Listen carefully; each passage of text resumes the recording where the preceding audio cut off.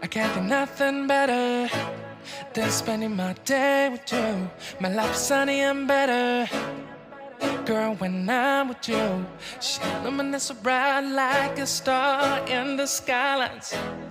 She got the looks, the good, oh boy, I need her so bad in my life. Shawty, where you wanna go, go, go, go? London, Paris, Tokyo, oh, shawty, we could go. Don't need no luggage, nah, nah, nah, nah. Don't need no stress, girl, nah, nah, nah, nah. Just being your sounds alright, girl. I want nobody but you. I want nobody but you. I want nobody but you. I want nobody but you.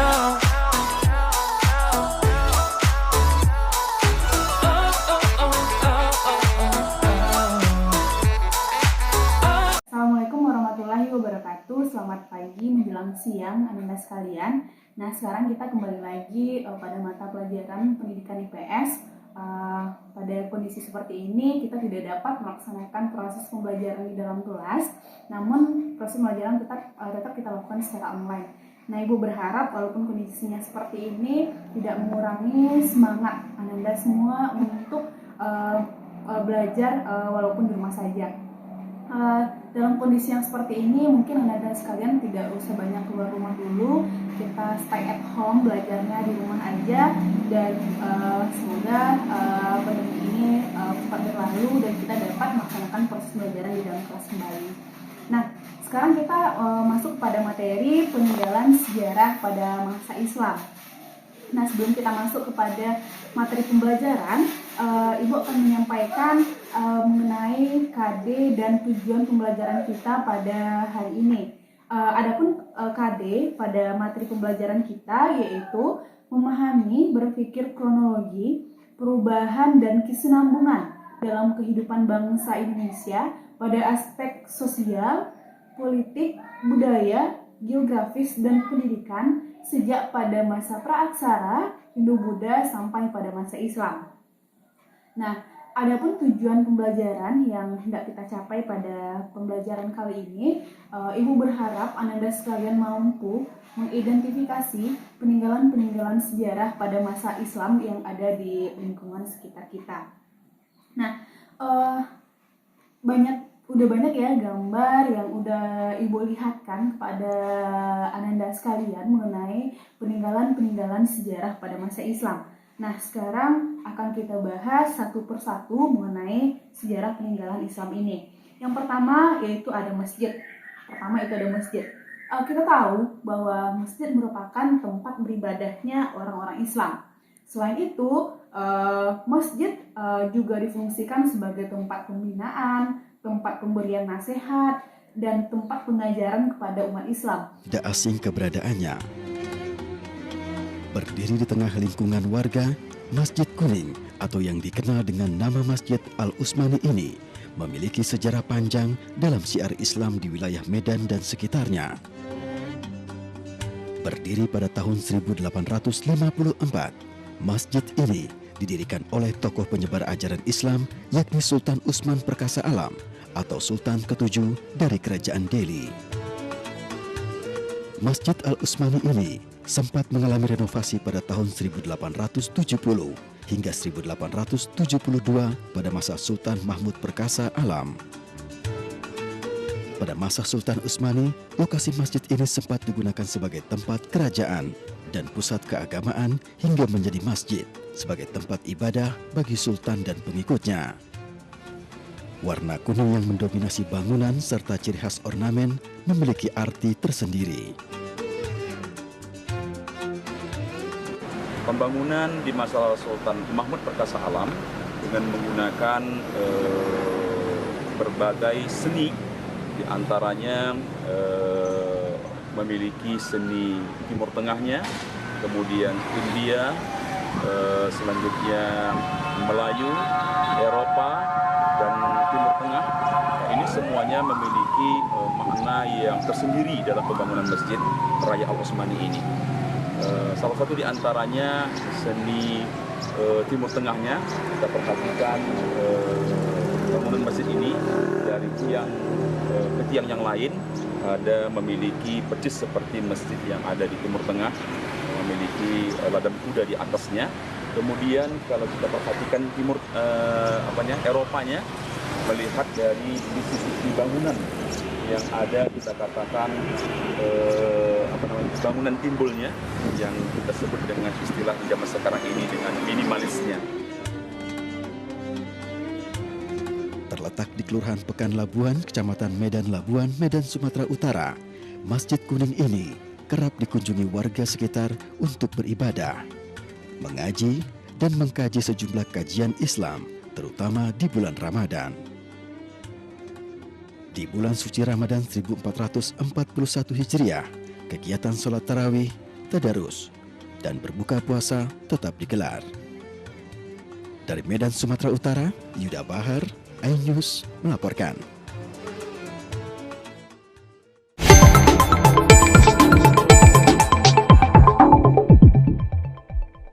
Baik itu berbasis ilmu agama maupun ilmu-ilmu umum lainnya. Yang kedua itu ada keraton. Keraton adalah tempat kediaman raja atau istana raja. Pada masa dahulu, pada masa Islam, keraton ini berfungsi sebagai tempat pusat pemerintahan para raja. Jadi di keratonlah para raja mengendalikan pemerintahan kerajaannya, yang selain sebagai tempat kediaman para raja. Kemudian setelah pasca kemerdekaan bangsa Indonesia, keraton ini berfungsi sebagai yang pertama sebagai objek wisata pengembangan ilmu pengetahuan, dan yang kedua sebagai museum perjuangan bangsa. Jadi kita dapat mengunjungi museum dari keraton ini untuk menambah pengetahuan dan wawasan kita mengenai keraton-keraton pada masa Islam dahulu. Kemudian yang selanjutnya itu ada makam kuno. Makam kuno pada peninggalan Islam umumnya terdiri dari terdiri atas tiga. Yang pertama itu jirat atau kijing, yang kedua itu ada nisan, yang ketiga itu ada cukup. Nah, kita akan bahas satu-satu. Yang pertama itu ada jirat. Jirat adalah bangunan yang terbuat dari batu atau tembok yang berbentuk persegi panjang. Kemudian ada nisan. Nisan adalah tonggak pendek yang terbuat dari batu yang ditanam di atas tanah sebagai tanda kuburan orang yang telah meninggal. Yang ketiga, cungkup. Cungkup adalah bangunan yang mirip rumah yang berada di atas jirat. Contoh dari makam kuno yang bercorak Islam yaitu makam Maulana Malik Ibrahim di Gresik. Selanjutnya yang keempat, peninggalan sejarah pada masa Islam itu ada kaligrafi ya. Ini yang keempat. Kaligrafi adalah menulis indah dan disusun dalam aneka bentuk menarik dengan menggunakan huruf Arab. Dalam dunia Islam, kaligrafi terdiri atas petikan-petikan ayat suci Al-Quran. Bentuk kaligrafi ini sangat beraneka ragam, dari yang sederhana berbentuk tulisan mendatar sampai yang berbentuk rumit, seperti sebuah lingkaran, segitiga, atau membentuk sebuah bangunan seperti masjid. Aneka ragam hias kaligrafi ini dapat kita temukan di dinding-dinding masjid dan di tulisan batu nisan. Kemudian selanjutnya peninggalan karya sastra, peninggalan sejarah pada masa Islam. Selanjutnya adalah karya sastra. Ini yang kelima, karya sastra. Berdasarkan corak dan isinya, karya sastra peninggalan pada masa Islam di Indonesia ada beberapa jenis, yaitu diantaranya ada badat, ada hikayat, ada suluk, dan ada syair. Kita bahas satu-satu. Yang pertama itu ada badat. Badat adalah karya sastra berupa cerita berlatar belakang sejarah. Karya ini biasanya berupa cerita semata daripada uraian sejarah dan dilengkapi dengan bukti-bukti atau fakta-fakta yang ada. Contohnya itu adalah badat Cirebon, badat Tanah Jawi, dan badat Giyanti. Yang kedua itu ada hikayat. Karya sastra selanjutnya hikayat. Hikayat adalah karya sastra berupa cerita atau dongeng yang dibuat sebagai pelipur lara atau pembangkit semangat. Contohnya adalah hikayat Hang Tuah dan hikayat Raja-Raja Pasai. Yang ketiga, suluk. Suluk adalah kitab-kitab yang berisi masalah gaib, ramalan tentang hari buruk atau baik, dan makna atau simbol yang tertentu yang dihadapi oleh manusia. Suluk-suluk tersebut merupakan bagian dari ajaran tasawuf. Contoh dari karya sastra suluk ini yaitu ada suluk Surakarsa.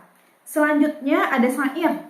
Syair adalah puisi lama yang setiap baitnya terdiri dari 4 baris yang berakhiran dengan bunyi yang sama. Contohnya dari syair ini ada syair perahu, syair si burung pingai, dan karya-karya syair lainnya.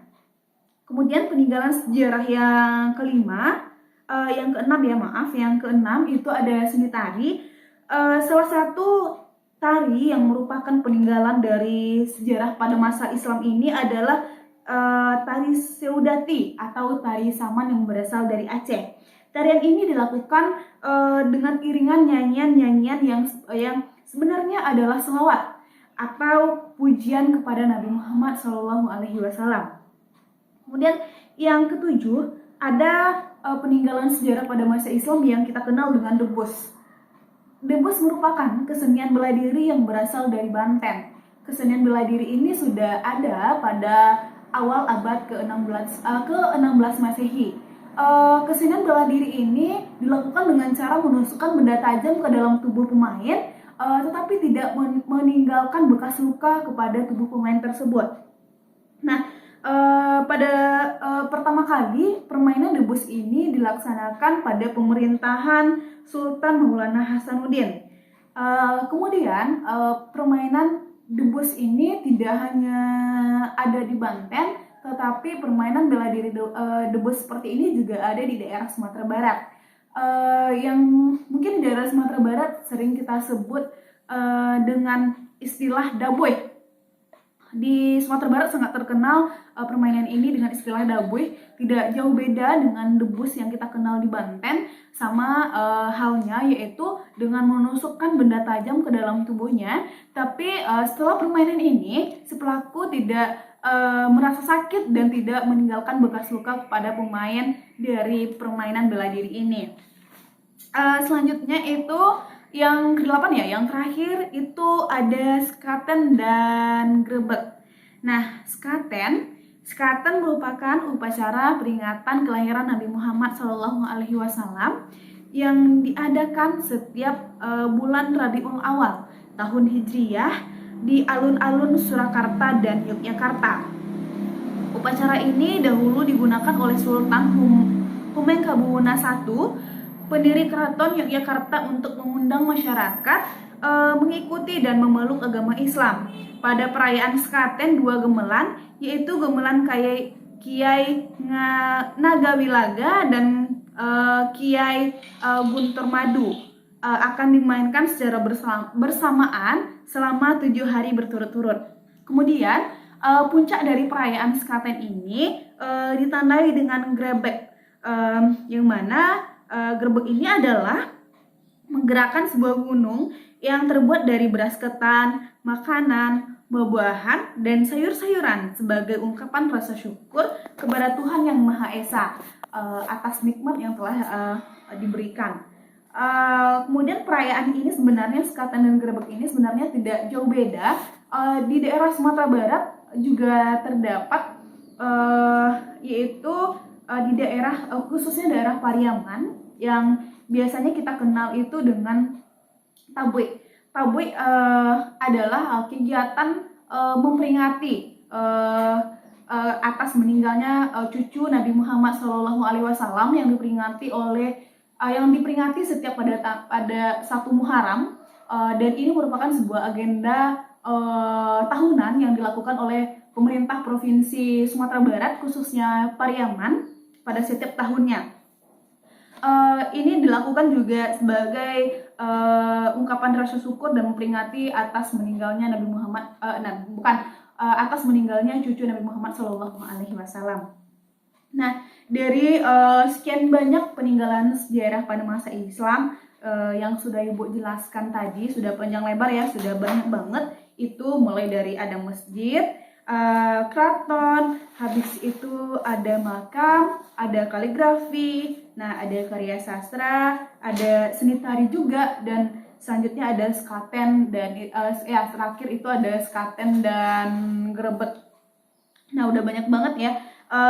Ibu berharap Ananda sekalian dapat memahami apa-apa yang telah Ibu sampaikan hari ini, apa-apa yang telah Ibu terangkan.